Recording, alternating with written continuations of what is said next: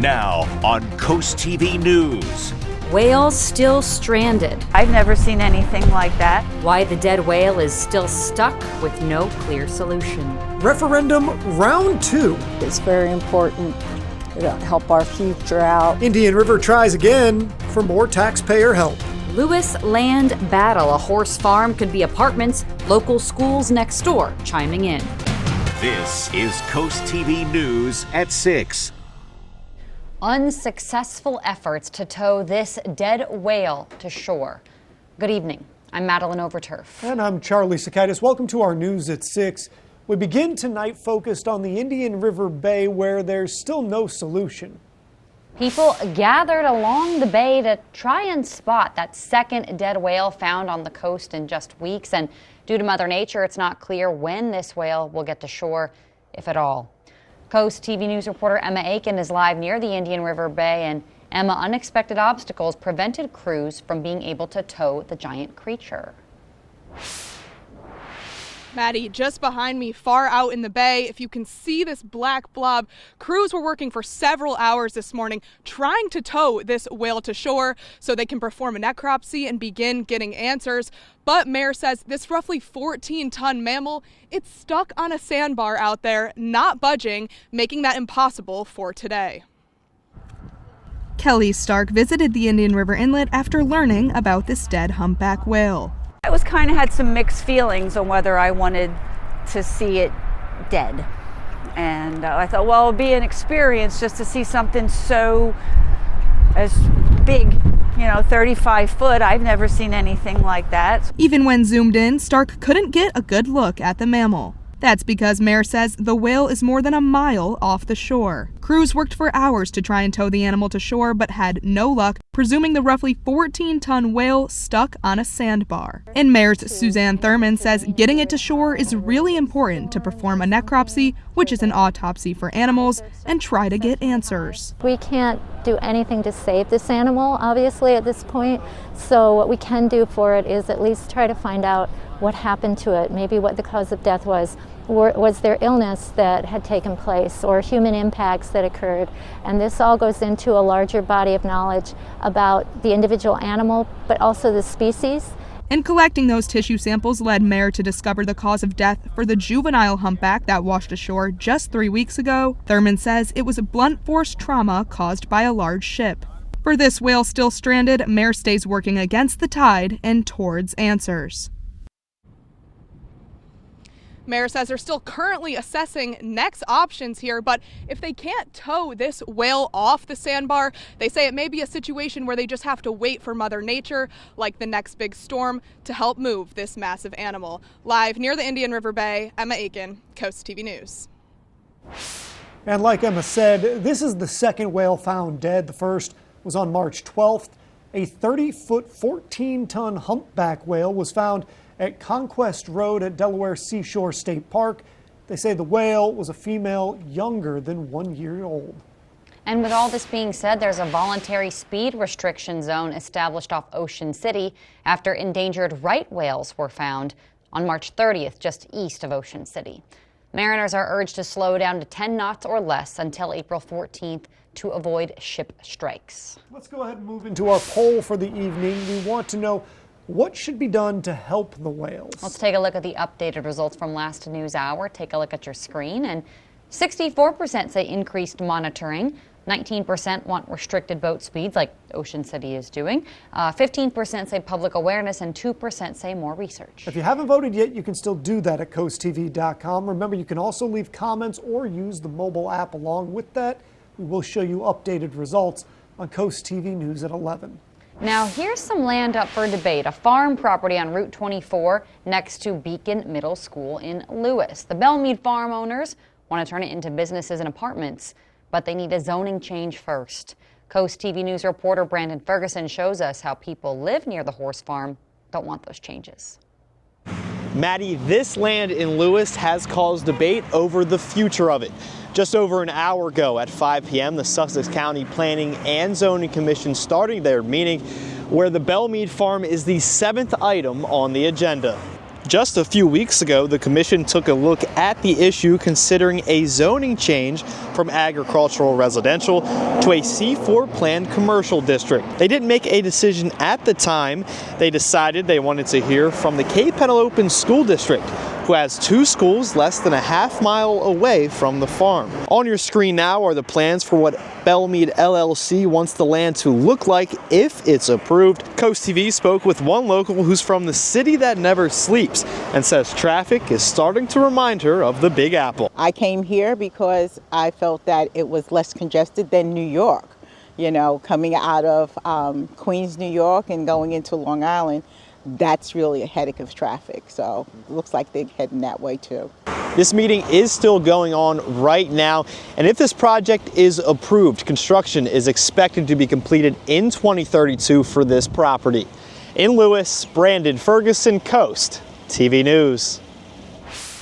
Maybe the second time is a charm. That's what the Indian River School District is hoping for as they prepare to go to referendum again in June. The district says they need more money to retain staff, programs, and to cover operating costs. They say major cuts will have to be made if it fails again. Coast TV reporter Zakia Jennings shows us how people within the school district are feeling about this second go-round. The Indian River School District has already tried a referendum to cover what they say are some key costs. It failed, but now they are back in front of the voters asking again for their help. But that help would require a tax increase. I really don't agree with increasing people's taxes. Last month, a similar referendum failed by 675 votes. If it was your own child, you'd want it to be the best education for them. Just a short walk away from the Georgetown Middle School is Terrence McCrae. While he is in favor of children's education, he feels the district needs to find a different way to get their funding.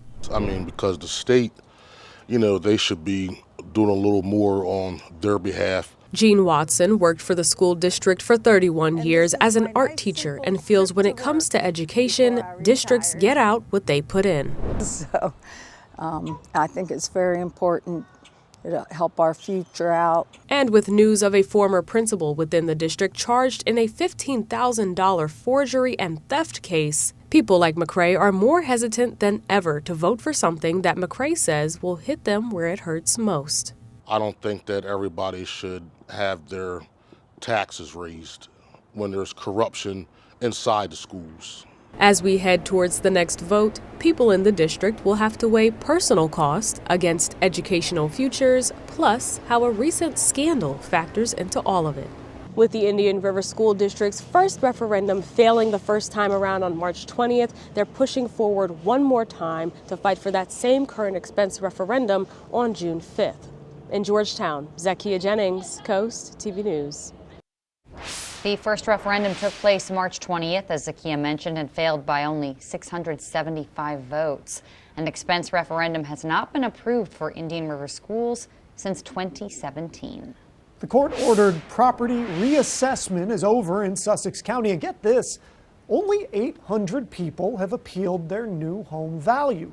That represents roughly 1% of the parcels in the county. Sussex County Finance Director Gina Jennings says they were surprised by the number. It's been a very difficult process because we hadn't done it in 50 years. So, yeah, we're happy that it's only 1%. Sussex County's finance director says the appeals process will take place throughout April and May. And those new tax bills, this is important, they are scheduled to come out this August. Let's go ahead and take a live look into Ocean City as we turn it over to our First Alert Chief Meteorologist Paul Williams with a look at our forecast. Good evening, Paul. Good evening, Maddie. And right now we're staying a little bit on the cloudy side, but we're going to be going really very much into the 80s and then dipping down to freezing in the same forecast period. Yeah, it's going to be kind of that crazy and all across the board. But our Irish Eyes camera in Lewes right now holding at 50 degrees with the winds pushing primarily out of the south east at about 10 miles per hour. We'll fall down to the 40s for later tonight with partly to mostly cloudy skies. We'll talk more about that chance of reaching the 80s in your full forecast. So then back to you, Maddie. Paul, a Maryland man is facing multiple charges after police say he drove the wrong way in Lewes without headlights and under the influence. According to the Lewes Police Department, 28-year-old Miguel Garay was pulled over and smelled of marijuana. They say they also discovered his 1-year-old child in the back seat being held by a woman. The child was not in a car seat, didn't have a seatbelt. Gray has been charged for that, as well as traffic-related charges. And we have a lot more news to get to this evening. The Rehoboth Beach Patrol Station progress. What's being done now? And we're expecting summertime sunshine as the temps will climb into the 80s before we go back to being mild and cold after this weekend. First, a discussion and presentation for the Ellendale Memorial. What's being presented to Town Council tonight when we're back in just 60 seconds. This is Coast TV News at 6. You are looking at the current site of Ellendale's War Memorial right next to the town's police department. Tonight, Bellaterra Landscapes and Garden Center is pitching a plan to upgrade the memorial grounds. Town leaders will also discuss adding a gathering spot for veterans similar to those in other coastal communities. Coast TV News reporter Brendan Conroy is live in Ellendale. Brendan, you're there at the memorial now, and there's only a few things in the outside area and no real place for people to gather.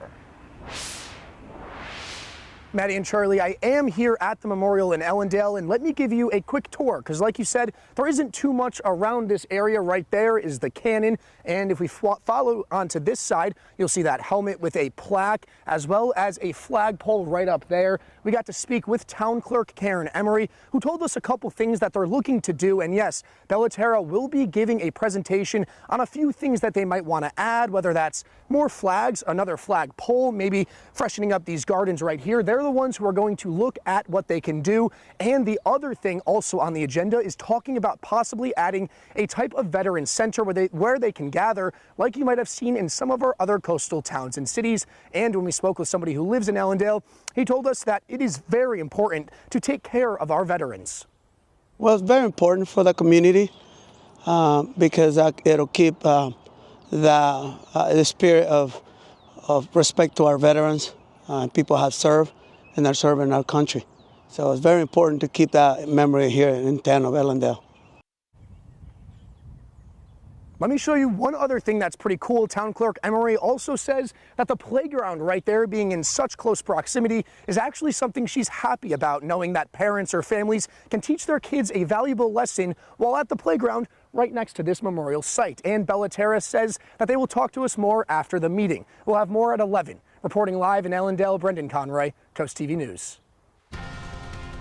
Here's a look at your Gulf forecast. Listen, it's going to be warmer tomorrow, but a bit on the breezy side, so we'll call it fair. 79, warm, windy, with a chance of evening storms. Oh, that makes sense. Cloud cover is going on the increase for right now, but the temperatures are going on the increase as well. Now, here's the deal. If we can muster up enough cloud cover tomorrow so it can stay cloudy all day long, the rain we're expecting tomorrow night won't be so bad. But goodness gracious, help us if it stays real sunny and that front pushes through. It'll be a whole different vibe to the forecast tomorrow. But right now, let's talk about what we have going on. Ocean City, dry tech crawl space, 49 degrees. Winds at about 12 miles per hour, dropping down to 51, partly cloudy skies. We're in the 50s right now in Milton, at 50 degrees even there, as well as 50 degrees in Georgetown, Delmar, and in Salisbury. The winds currently pushing primarily out of the southeast, gusting up to 21 mile per hour wind gusts, for example, at the Indian River Inlet, where Emma was located, but 20 mile per hour wind gusts currently for us in Millsboro. Winds are going to be a little bit touch and go as far as the next 48 hours are concerned. You see, we have an active small craft advisory going into effect for Thursday until about 6 o'clock. But to be honest, even from Ocean City down to Chincoteague, I'm expecting the winds to pick up a little bit more because of an approaching storm.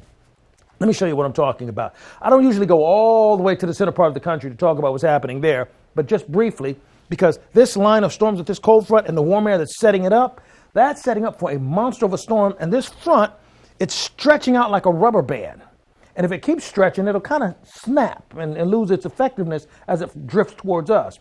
But if it stays cohesive and slides like a front or a line, it could provoke some very strong storms. We'll keep a close eye on that. Temperatures near the 60-degree mark for tonight.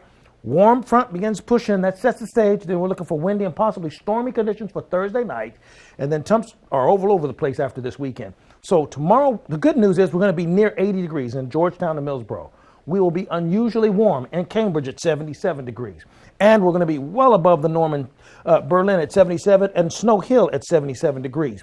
The winds are going to shift out of the south and the southwest Thursday afternoon, but by Thursday night, when we're expecting that rain to push through, the winds are going to start swirling a bit for us because of the movement of the frontal boundary.